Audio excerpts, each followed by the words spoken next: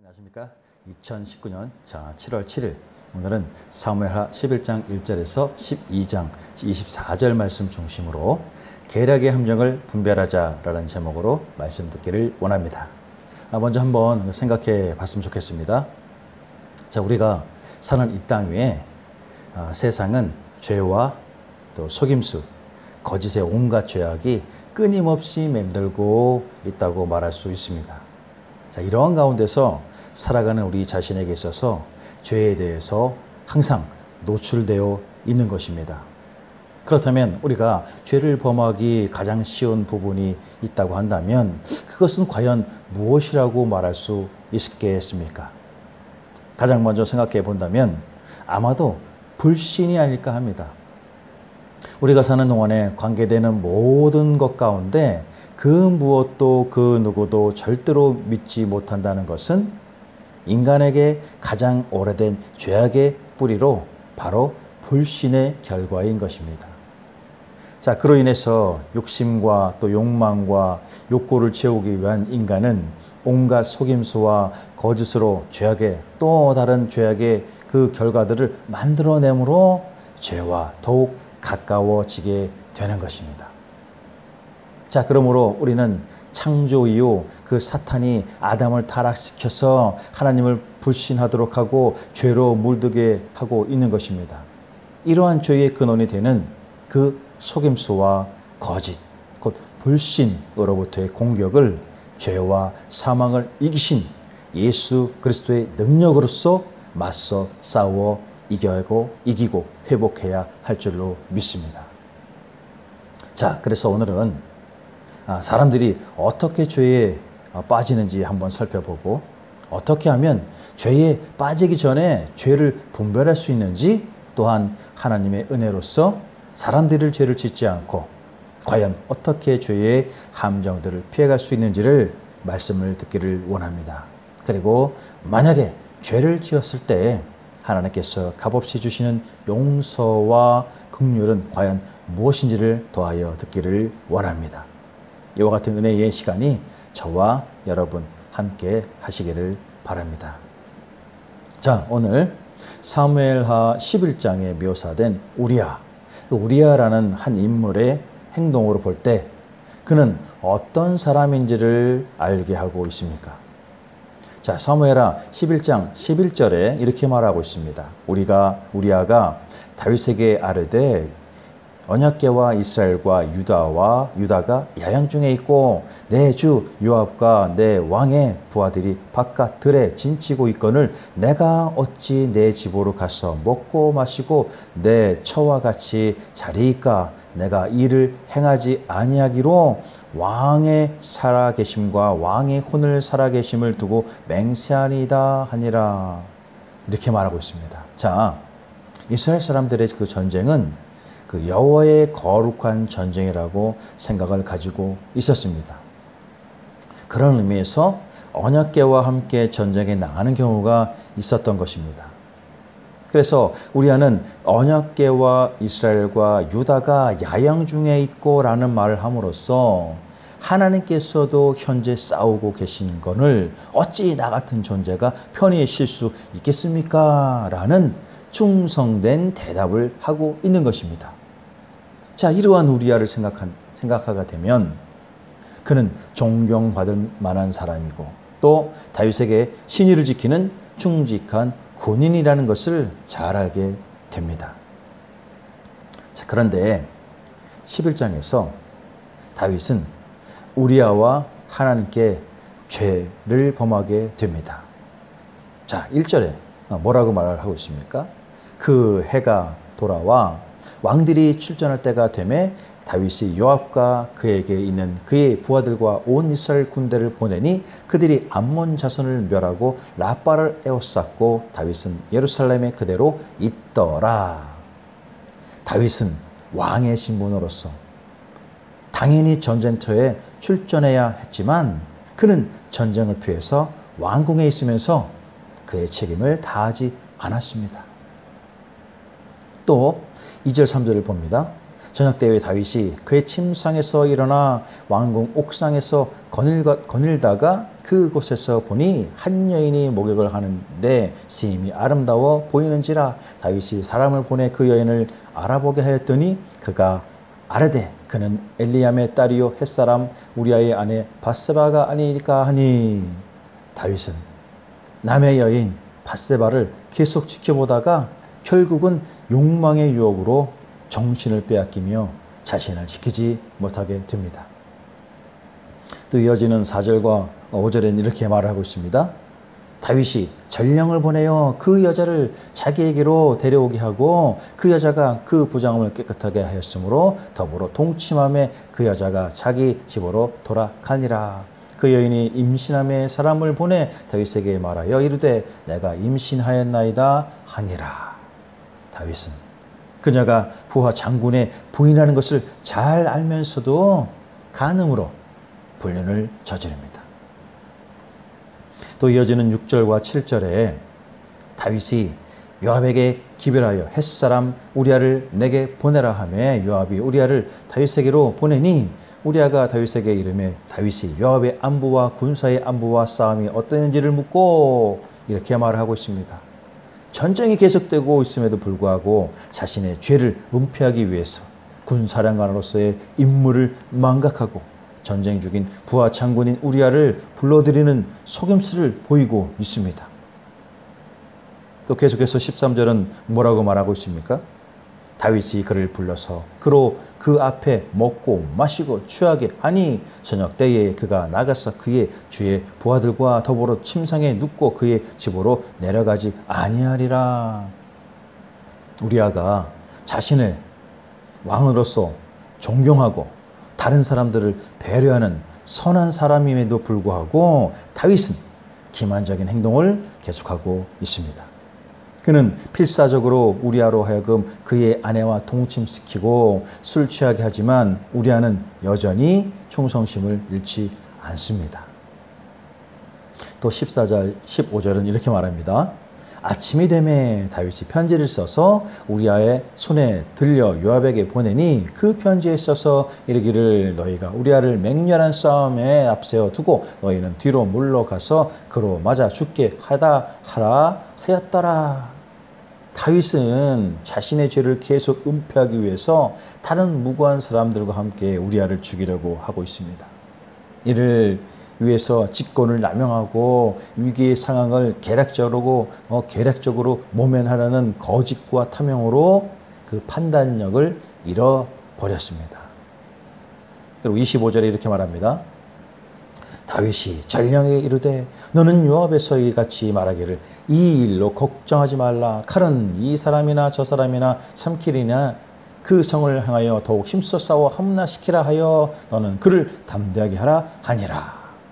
다윗은 그의 군대가 패했고 우리아와 다른 사람이 생명을 잃었다는 보고를 받을 때도 회개하지 않고 위선에 가득 찬 뱀의 혓바닥을 보이고 있습니다.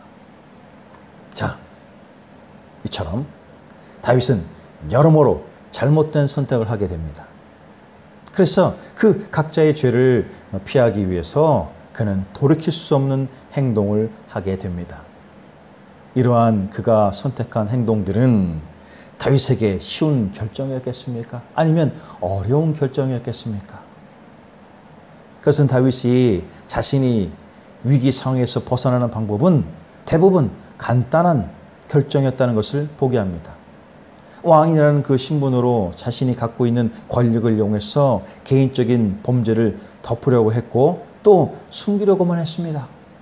그런데도 다윗은 자신의 죄를 은폐하기 위해서 더 큰 범죄도 마다하지 않고 점점 깊은 죄악의 수렁으로 빠져드는 눈먼 자가 되었습니다. 여기서 한번 생각해 봅니다. 진정 하나님을 사랑하는 자녀라고 고백하는 사람들이 다윗과 같은 또는 우리 가운데 접하게 되는 온갖 죄악에 빠져드는 이유는 과연 무엇이라고 생각할 수 있겠습니까? 때때로 적지 않은 목회자나 성도들이 뉴스에서 부정적으로 비춰지는 경우가 있습니다. 성적인 문제, 돈과 물질의 문제, 관계의 문제, 그 잘못된 이념을 신봉하고 외치는 문제 등 온갖 문제로서 우리의 삶의 현장에 나타나는 것을 보게 됩니다. 그럼에도 불구하고 우리는 회개하지 않고 다윗처럼 죄를 숨기고 위기의 상황에서 벗어나려고만 한다면 과연 하나님의 자녀로서 그분의 뜻을 온전히 이룰 수 있겠습니까? 자, 이제 하나님은 당신의 자녀를 지켜보시면서 사무엘하 12장에서처럼 선지자 나단을 통해서 다윗에게 자신의 범죄의 실상을 바라보고 깨달을 수 있도록 하십니다. 12장 1절에 이렇게 말합니다. 여호와께서 나단을 다윗에게 보내시니 그가 다윗에게 가서 그에게 이르되 한 성읍에 두 사람이 있는데 한 사람은 부하고 한 사람은 가난하니 그 부한 사람은 양과 소가 심이 많으나 가난한 사람은 아무것도 없고 자기가 사서 기르는 작은 암양 새끼 한 마리뿐이라. 그 암양 새끼는 그와 그의 자식과 함께 자라며 그가 먹는 것을 먹으며 그의 잔으로 마시며 그의 봄에 누움으로 그에게는 딸처럼 되었거늘 어떤 행인이 그 부자에게 오매 부자가 자기의 온 행위를 위하여 자기의 양과 소를 아껴 잡지 아니하고 가난한 사람의 양 새끼를 빼앗다가 자기에게 온 사람을 위하여 잡았나이다 하니 다윗이 그 사람으로 말미암아 노하여 나단에게 이르되 여호와의 살아계심을 두고 맹세하노니 이를 행한 그 사람은 마땅히 죽을지라. 그가 불쌍히 여기지 아니하고 이런 일을 행하였으니 그 양 새끼를 4배나 갚아 주어야 하니라 한지라. 나단이 다윗에게 이르되 당신이 그 사람이라. 이스라엘 하나님 여호와께서 이와 같이 이르시기를 내가 너를 이스라엘 왕으로 기름 부어 위하여 붓기 위하여 너를 사울의 손에서 구원하고 내 주인의 집을 내게 주고 내 주인의 아들을 내 품에 두고 이스라엘과 유다 족속을 내게 맡겼거늘 만일 그것이 부족하였을 것 같으면 내가 내게 이것저것을 더 주었으리라. 그리한데 어찌하여 내가 여호와의 말씀을 업신여기고 나 보기에 악을 행하였느냐. 내가 칼로 햇사람 우리아를 치되 암몬 자손의 칼로 죽이고 그의 아내를 빼앗아 내 아내로 삼았도다. 이렇게 말하고 있습니다. 나단 선지자는 다윗의 가리워진 눈을 뜨게 하고 자신의 죄악을 회개하도록 하나님의 말씀을 전하고 있습니다. 하나님은 나단을 통해서 당신의 자녀가 죄악의 올무에서 나올 수 있도록 깨닫게 도우십니다. 오늘 우리의 삶의 현장에서 나 자신이 잘못됨과 죄악의 길을 선택한다면 과연 나를 위해서 누군가 옳은 말과 옳은 행동으로 이끌어 줄 수 있겠습니까? 그렇다면 그러한 이웃과 형제, 자매들이 나 자신에게는 있습니까? 아니면 그렇지 않습니까? 진정 우리는 먼저 죄악의 길을 선택하지 않도록 깨어 있어야 할 것입니다. 그럴 때 나를 도우시고 인도하시는 주님께서는 내가 옳게 나갈 수 있도록 지혜를 더하여 주실 것입니다. 그러나 깨어있지 못하고 한순간에 눈이 가려진다면 오늘 다윗의 죄악을 밝히 드러내시는 주님께서처럼 나 자신에게 분명한 확실한 메시지를 전하실 것입니다. 그러므로 우리는 다윗과 같은 죄악을 불러오는 선택에 있어서 분명하고도 확실한 주님의 인도하심을 믿고 오직 우리 주님만을 따라야 할 줄로 믿습니다. 아멘이십니까? 자, 이제 나단을 통해서 하나님의 그 경고의 말을 들은 다윗은 하나님과 나단에게 자신의 그 깨달음을 보이게 합니다. 사무엘하 12장 13절은 말씀합니다. 다윗이 나단에게 이르되 내가 여호와께 범죄하였노라 하매 나단이 다윗에게 말하되 여호와께서도 당신의 죄를 사하였나니 당신이 죽지 아니하려니와. 자, 여기서 다윗은 그 하나님과 자기 자신에 대해서 어떠한 마음을 가지고 있었던 것일까? 자, 그랜드 바이블 커멘터리는 이렇게 말을 하고 있습니다. 먼저 다윗이 나단에게 이르되 내가 여호와께 죄를 범하였노라. 자, 여기서 매우 간단한 말로 다윗은 고백을 하고 있습니다. 자, 이것은 다윗이 진심 어린 그 진실한 회개의 자복이라는 것을 알 수가 있습니다. 다시 말하면 다윗은 자신의 범죄가 한 인간을 죽음으로 내모는 살인 행위라는 것보다 먼저는 하나님의 법을 무시한 죄악이었음을 고백하고 있는 것입니다. 자, 이러한 그 다윗의 회개는 한 인간에 대한 잘못은 물론이고 진정한 회개를 제시하고 있음을 알게 하고 있는 겁니다. 자, 그것은 다윗이 나단 선지자의 책망을 들은 즉시 회개하였다는 것입니다. 이는 사울의 경우와 다르게 그가 선지자의 대언적인 말씀을 두렵고 떨리는 마음으로 받았다는 증거가 되는 것입니다. 그런데 다윗의 회개는 매우 짧았습니다. 그의 회개에서 자신의 죄에 대하여 변명하려고 하는 마음을 찾아볼 수가 없다는 것입니다. 자, 이러한 다윗의 회개는 자신의 죄에 대해서 숨김없이 고백한 것이었습니다. 그것은 다윗이 어떻게든 자신의 죄악 중 하나만이라도 숨기려고 간계를 부리지 않고 하나님 앞에서 자신의 모든 죄를 내어놓고 죄의 사심을 간구한 것인 겁니다. 그러므로 다윗의 회개는 겸손한 회개였습니다. 그러한 그의 회개는 선지자의 찌르는 듯한 선언 앞에서 왕의 신부님에도 불구하고 자신의 모든 죄를 아이와 같은 마음으로 고백한 것이다 말할 수가 있는 것입니다. 자, 이렇게 다윗의 회개는 이어서 또 나단이 말을 하고 있습니다. 자, 나단이 다윗에게 말하되 여호와께서도 당신의 죄를 사하였나니 당신이 죽지 아니하려니와. 자, 여기서 사하다에 해당하는 그 히브리어 아바르는 치우다, 제거하다라는 뜻을 가지고 있습니다. 자, 이것은 하나님께서 인간에게 죄를 사하신 후 이전에 죄 없던 것처럼 여겨주시는 은혜 베푸심을 가리키고 있는 것입니다. 진실로 그 다윗의 간음죄와 살인죄는 사형에 해당되는 중죄였는데 하나님의 이러한 죄 사하심은 곧 그의 목숨을 살려주시는 은혜로서 나타나고 있습니다.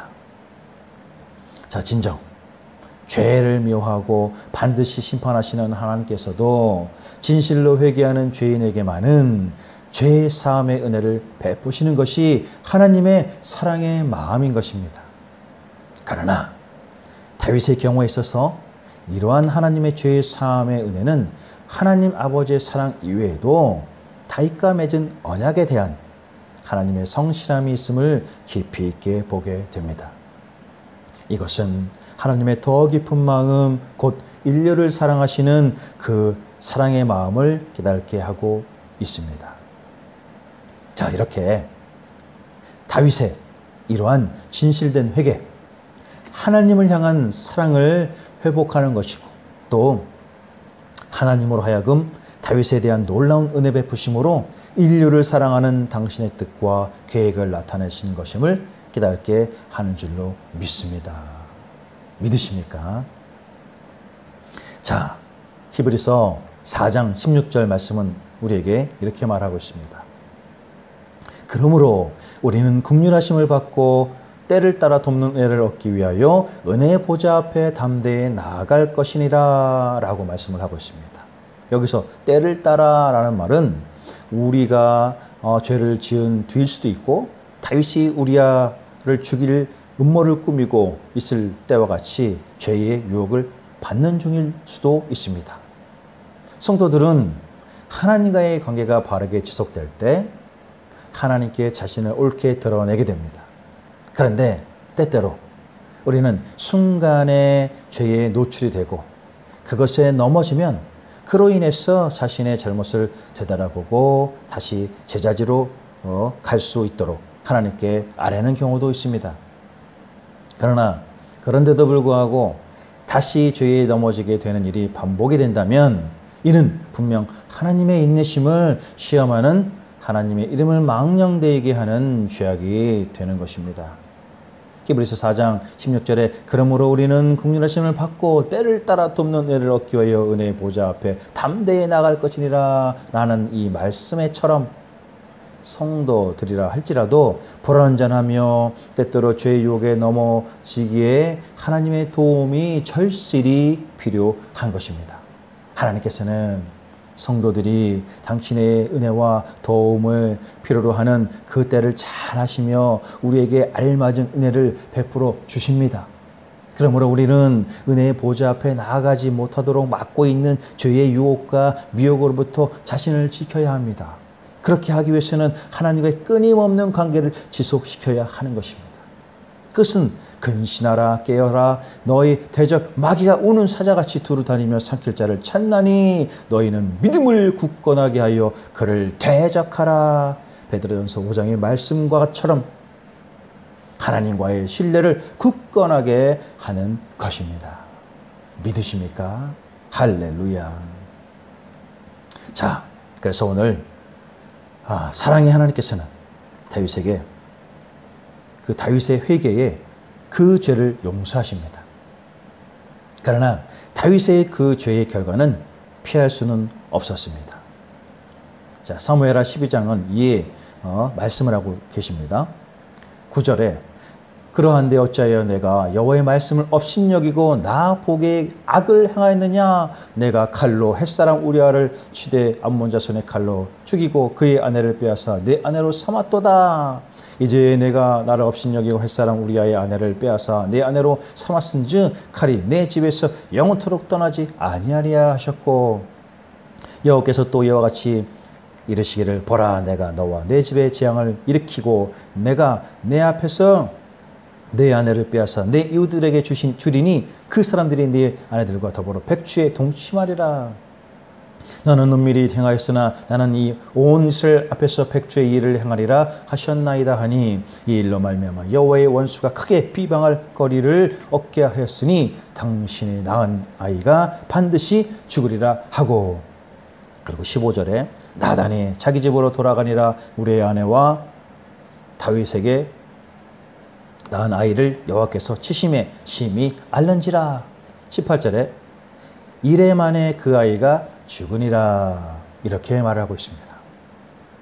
자, 그렇다면 하나님은 다윗에게 이러한 죄의 결과를 경험하게 하신 이유가 무엇입니까? 이것은 우리 인생에서 일어나는 모든 나쁜 일들이 죄 때문에 오는 것만은 아니라는 점을 깨닫게 하고 있습니다. 우리가 죄를 버리지 못할 때 죄는 우리를 죄악된 행동으로 이끌어 갑니다. 그럴 때 우리는 죄악된 행동의 결과물을 낳게 되는 것입니다. 때때로 하나님은 당신의 방식을 존중하는 법을 우리에게 가르치기 위해서, 그리고 우리를 훈련시키기 위해서 우리의 잘못된 행동의 결과에 대해서 옳은 가르침을 원하십니다. 이것이 바로 하나님이 다윗에게 취하신 조치이며 하나님의 사랑의 방법인 것입니다.